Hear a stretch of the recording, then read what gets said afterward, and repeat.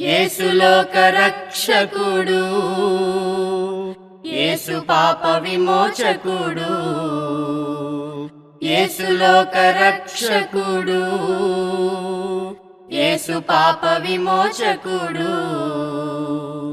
ఎంత ఘోర పాపినైనను ఎంచక మరి క్షమించును.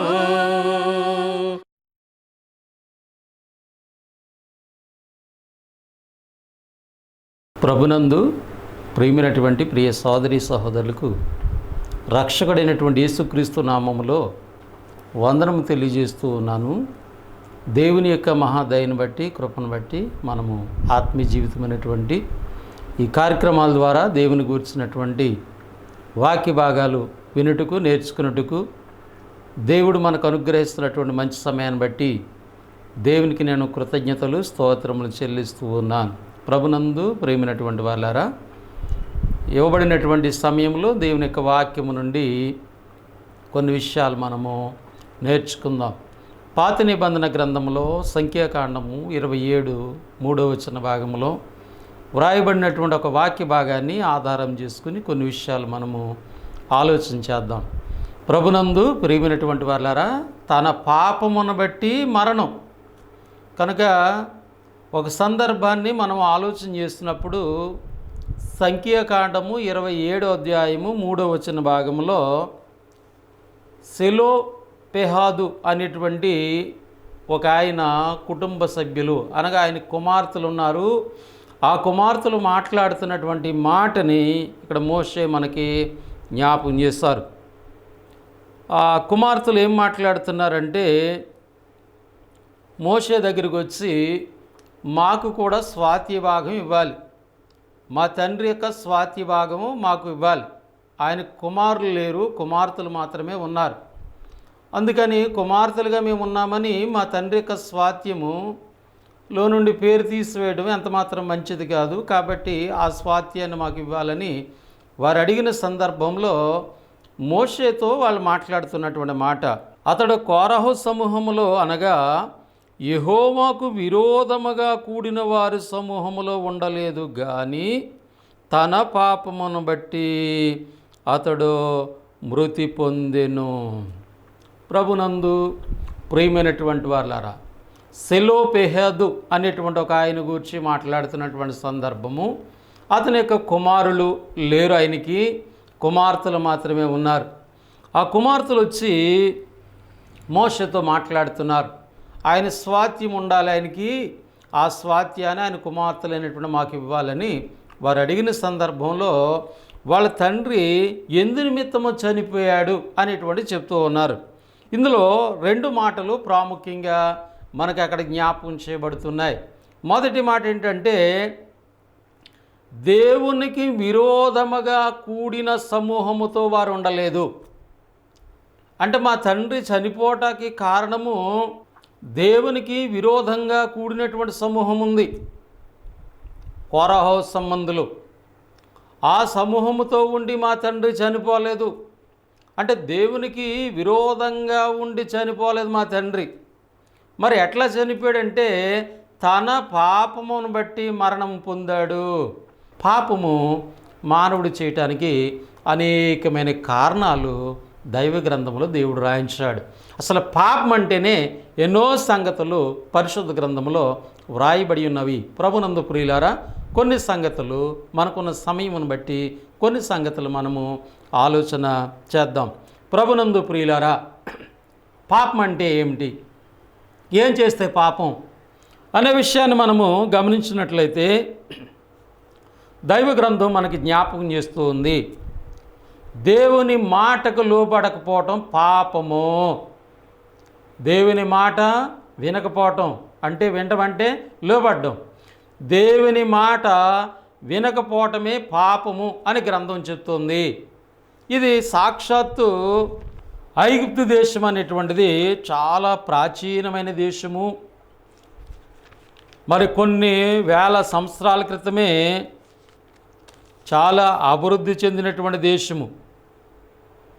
అయితే ఆ దేశాన్ని పరిపాలించినటువంటి ఫరో అక్కడ దేవుని ప్రజలైన ఇశ్రాయేలు ఐగుప్తులో బానిసలుగా ఉన్నారు.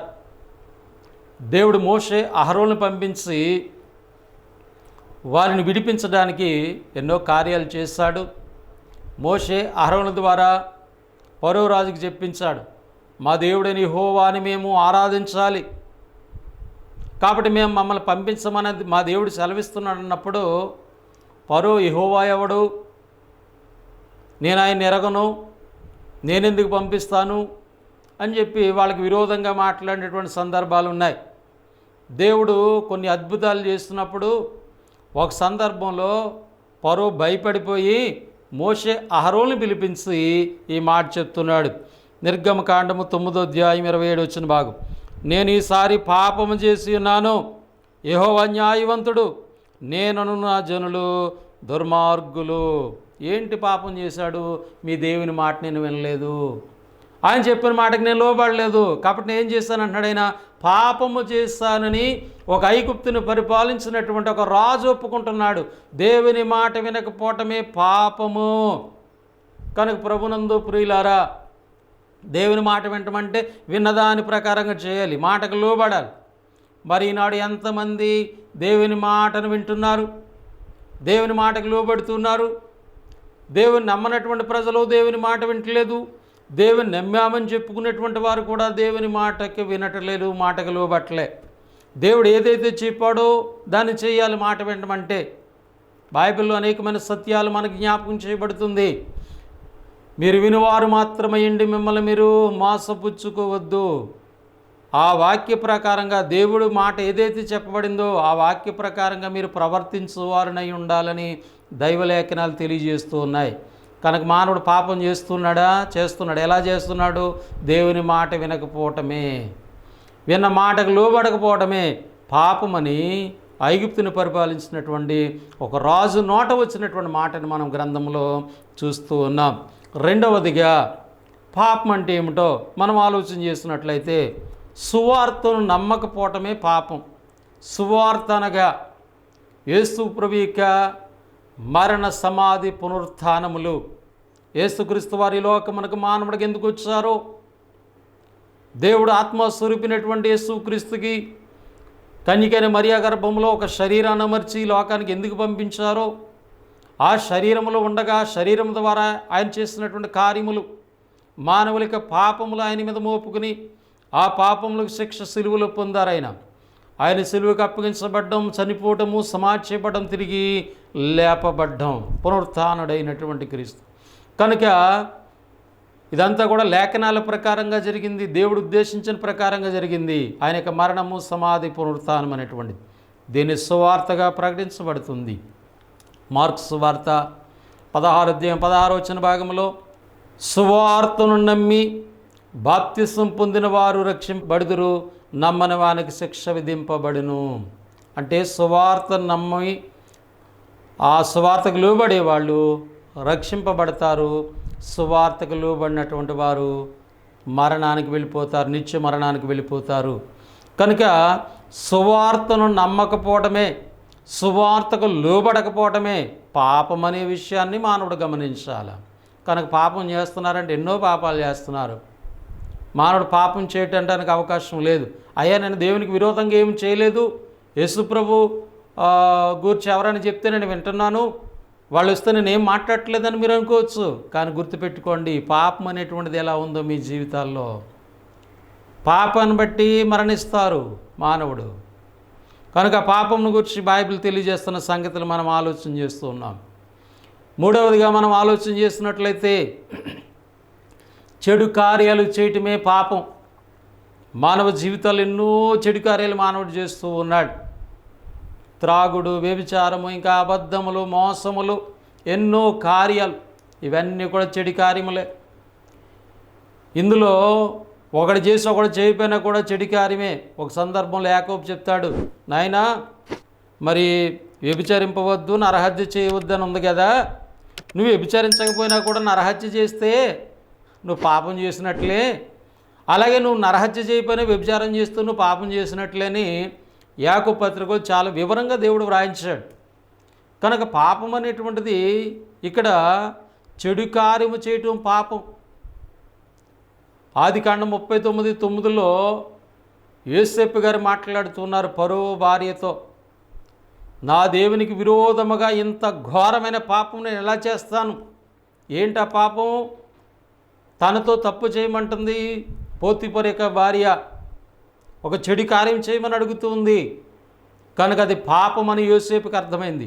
నా దేవునికి విరోధంగా నేను పాపం చేస్తున్నాను కనుక ఇది ఎంత మాత్రం నేను చేయనని అతడు ఆ ప్రాంతం నుంచి అతను వెళ్ళిపోయినటువంటి సందర్భము గ్రంథములో మనము గమనిస్తూ ఉన్నాం. కనుక 4వ సంగతిని మనం ఆలోచన చేస్తున్నాం. ప్రభునందు ప్రియమైనటువంటి వారులారా, చెడు మాట్లాడడం కూడా పాపం అని చెప్తుందని బైబిల్. చెడు మాట్లాడడం, చెడు సంగతులు మాట్లాడుకోవటమే పాపము.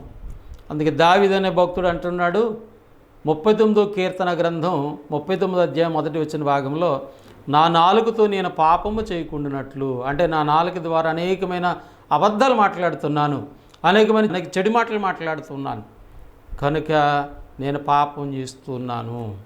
కాబట్టి నా నాలుక ఏం చేస్తుంది? పాపం. అందుకే యాకోబు గారు ఒక సలహా ఇస్తారు, ఈ నోటితో తండ్రి అయిన దేవుని స్తుతిస్తూ ఉన్నారు, మరలా ఇదే నోటితో దేవుని పోలికగా పుట్టింపబడినటువంటి నరులు మీరు శపిస్తూ ఉన్నారు, అది ఎంత మాత్రం మీలో ఉండకూడదు. కాబట్టి ఈ నోటితో దేవుని స్తుతించాలా. నీ నాలుక ఎందుకు ఇచ్చాడు తెలుసా? ప్రతి వాని నాలుక తండ్రి అయిన దేవుని మహిమార్థమై యేసు క్రీస్తు ప్రభువుని ఒప్పుకున్నట్లు, ప్రతి వాని నాలుక తండ్రి అయిన దేవుని మహిమ కొరకు యేసుక్రీస్తుని ప్రభువుగా ఒప్పుకోవాలంటాడు. పరిపాలకుడు, ప్రభు అంటే రాజు, ఆయన రాజ్యం ఉంది భూమి మీద, ఆ రాజ్యానికి అయిన రాజు, అది ఒప్పుకోవాలి నీ నోటి ద్వారా, నీ నాలుక ద్వారా. కాబట్టి నాలుకతో చెడు మాటలు మాట్లాడి పాపం తెచ్చుకొని నువ్వు మరణిస్తావని కాదు, దేవుడు నీకు నోటిని నాలుకనిచ్చింది. కనుక 5వ సంగతిని మనం గమనించినట్లయితే విగ్రహారాధన పాపమని బైబిల్ తెలియజేస్తుంది. విగ్రహములు అంటే బొమ్మలు, బొమ్మల పూజ వలన వచ్చే జ్ఞానము వ్యర్థమని చెప్పబడింది ప్రభునందు ప్రియులారా. విగ్రహం అంటే కేవలం ఏ దేవతల బొమ్మలే కాదండి, ఏ దేవుళ్ళ బొమ్మలు చూసే అవి విగ్రహాలు అంటారు. విగ్రహం అంటే బైబిల్ చాలా చెప్పింది, నీ మనసులో ఏదైతే నువ్వు ఎక్కువగా ప్రేమిస్తున్నావో దేవుడి కంటే అది విగ్రహం. ఉదాహరణకి నువ్వు ధనాన్ని ప్రేమించినట్లయితే అది విగ్రహం అని చెప్తుంది. ధనాపేక్ష ఒక విగ్రహంగా ఉంటుంది నీలో. కాబట్టి నువ్వు మాట్లాడినా బోధించినా ఏం చేసినా కూడా ధనాన్ని దృష్టిలో పెట్టుకుని చేస్తావు అనుకోండి, నీ విగ్రహం ఏంటంటే ధనమే. కాబట్టి ఇతరులు పూజించేటువంటి బొమ్మల గురించే మాట్లాడుతూ ఉంటారు ఎక్కువగానే, అవి కాదు.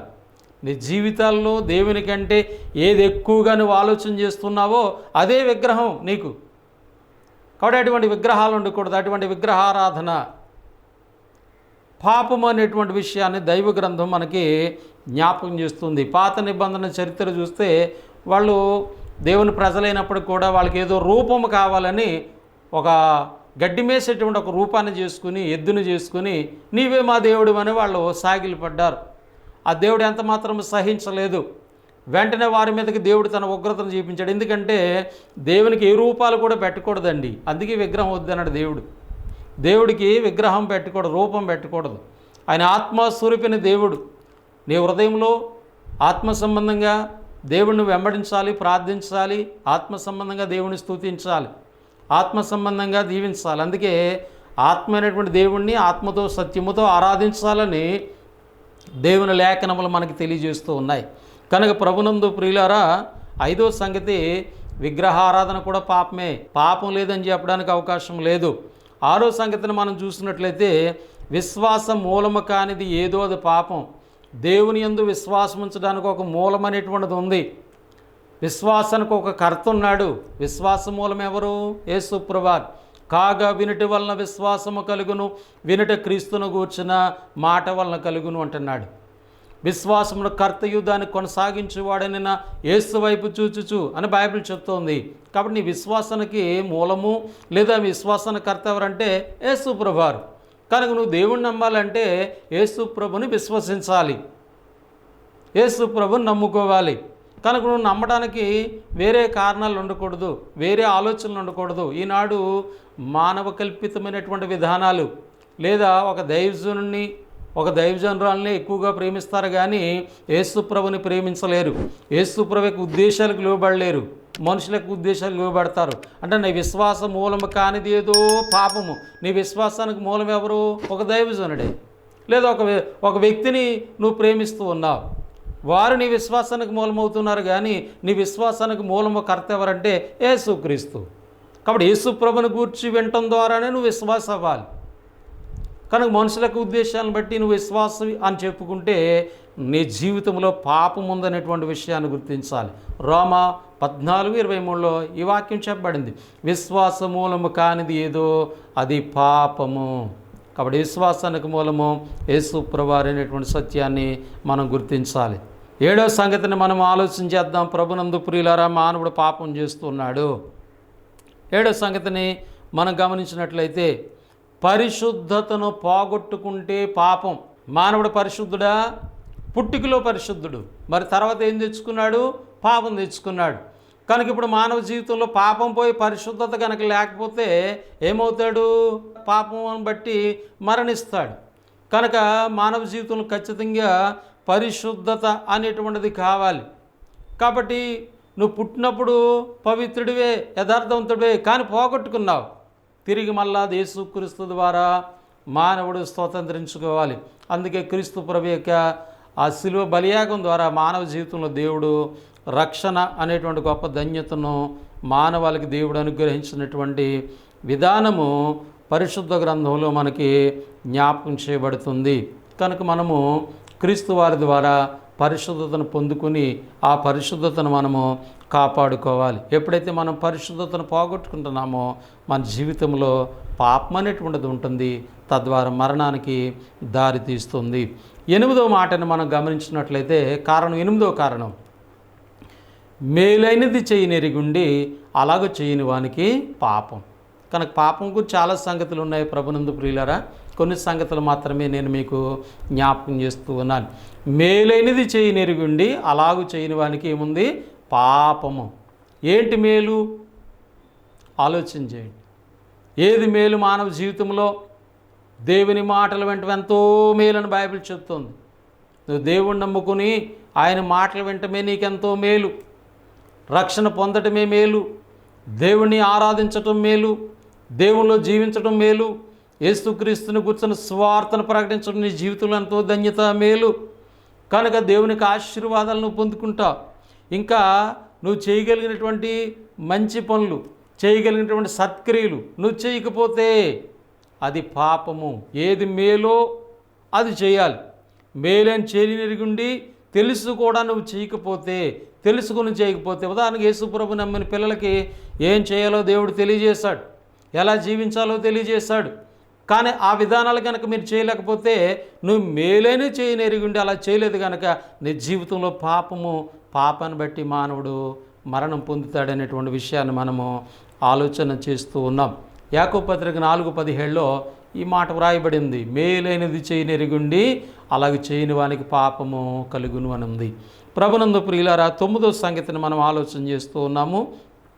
దేవునిని అనుసరించకపోవడమే పాపం. దేవుణ్ణి అనుసరించాలి. యేసుక్రీస్తు వారి లోకానికి వచ్చి నన్ను వెంబడించండి అని అనేక మందిని ఆయన పిలిచాడు. ఆ పిలువబడినటువంటి వారు ఆయన వెంబడిస్తూ ఉన్నారు, ఆయన అనుసరిస్తూ ఉన్నారు.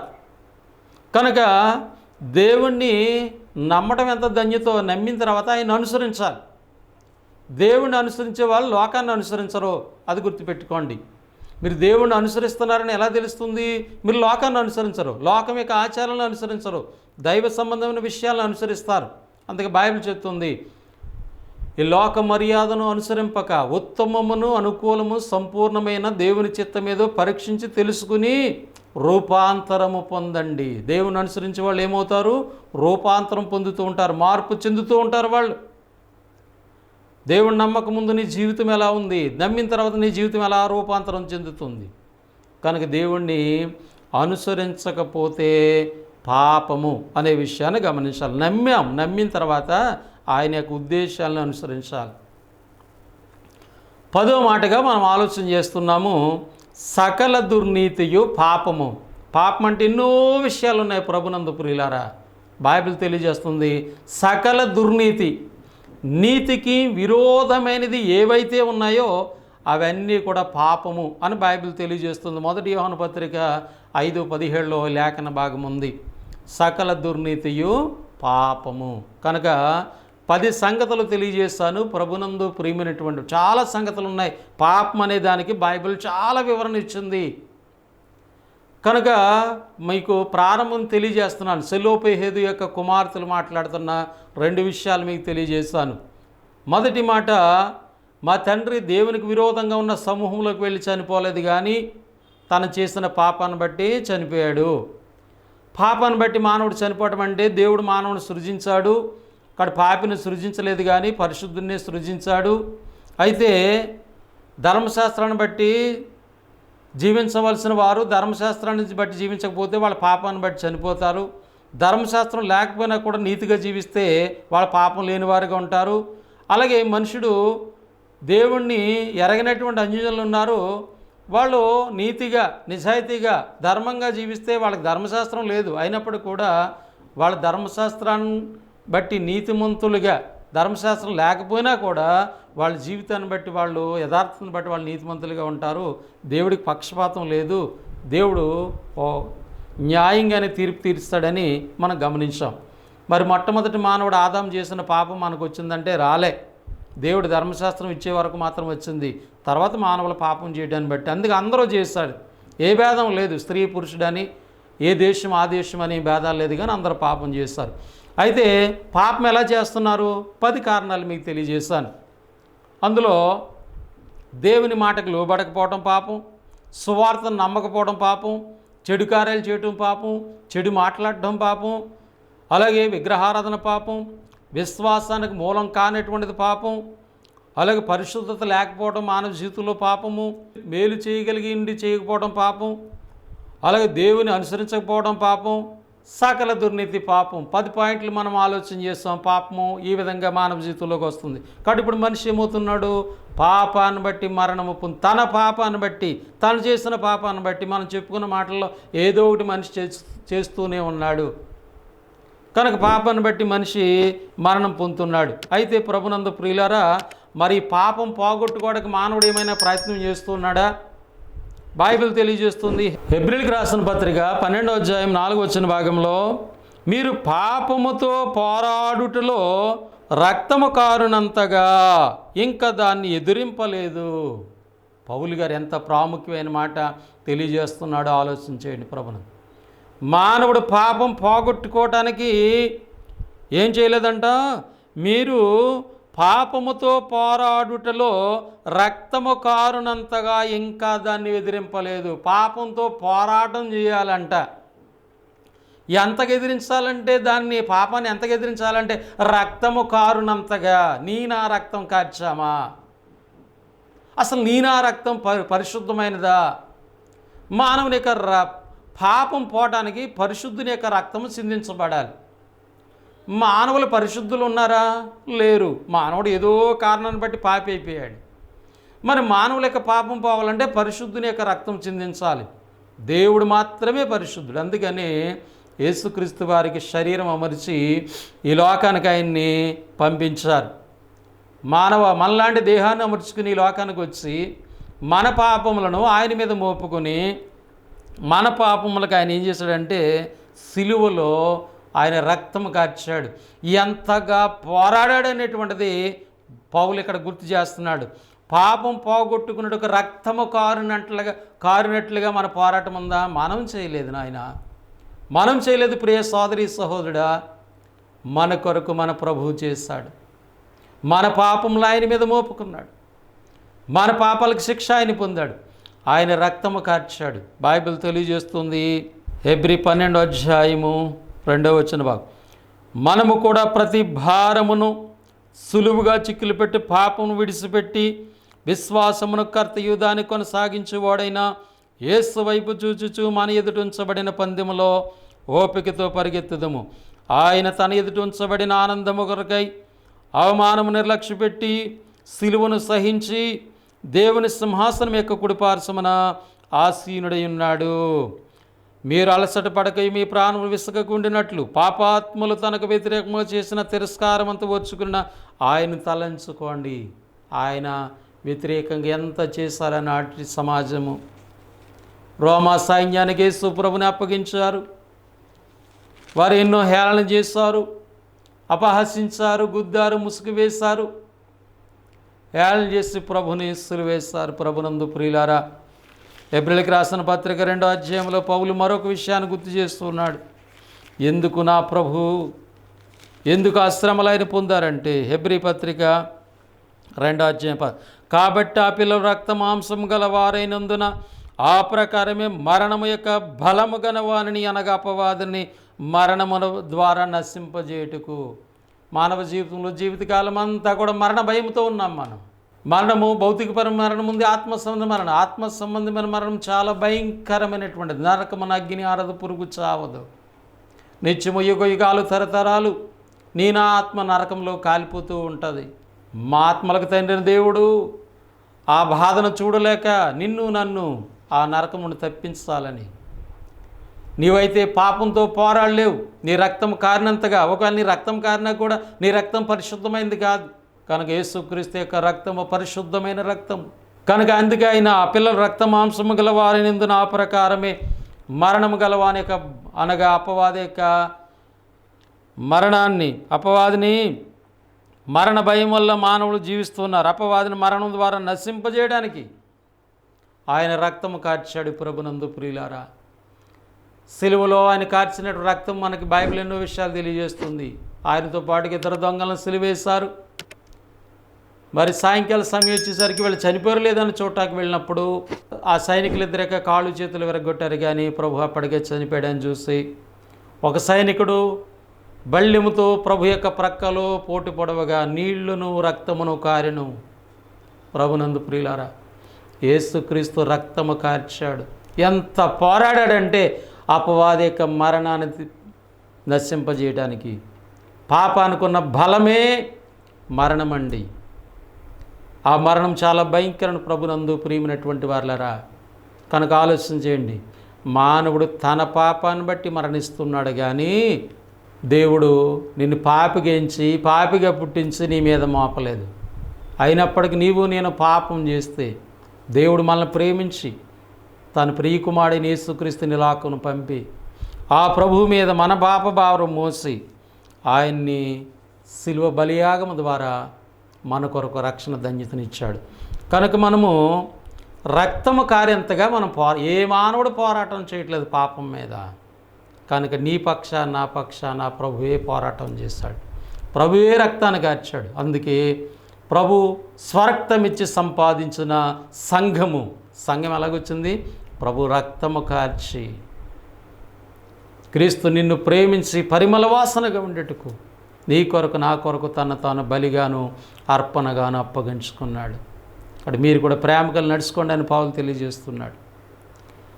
మత్తయి రాసిన సువార్త 16:18 మరియు నువ్వు పేతురువి, బండ మీద నా సంఘమును కట్టెదను, పాతాళ లోక ద్వారములు దాని ఎదుట నిలువనేరు. కాబట్టి మానవుడు పాతాలను తప్పించుకోవాలంటే భూమి మీద సంఘం అనేటువంటిది ఏర్పాటు చేశాడు. కనుక సత్య సువార్తను నమ్మి సువార్తకు లోబడి బాప్తిసం పొంది ప్రభు చేత సంఘంలో చేర్చబడి నువ్వు నమ్మకంగా ఈ లోకంలో మరణం వరకు నమ్మకంగా ఉన్నట్లయితే నరకం నుండి మన ఆత్మ తప్పించబడుతుంది.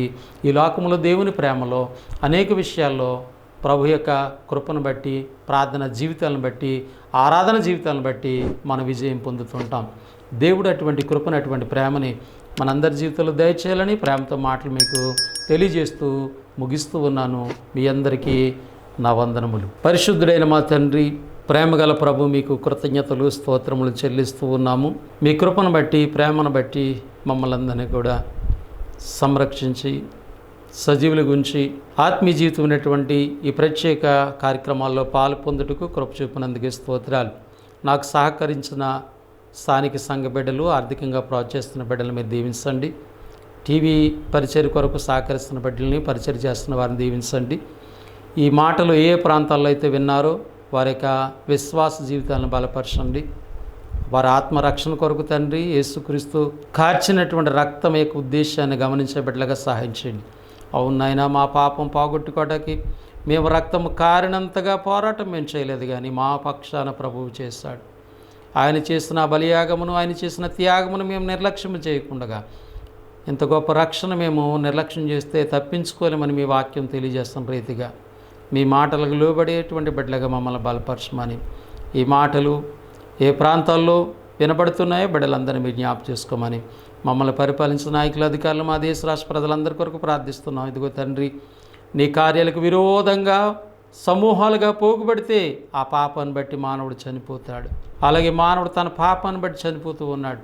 అటువంటి బిడ్డలుగా ఎవరు ఉండకుండా మీ సహాయం చేయమని, మీ కృపను మాకు తోడుగుంచమని, మీ దాసుడికి కార్యములు ఇంకా అనేకమైన సత్యాలు ప్రకటించేవారుగా మమ్మల్ని బలపరచమని, ప్రార్థన మనముల దయతో అంగీకరించమని యేసుక్రీస్తు నామములో ప్రార్థన చేసి స్తుతించి వేడుకొనుచున్నాము తండ్రి.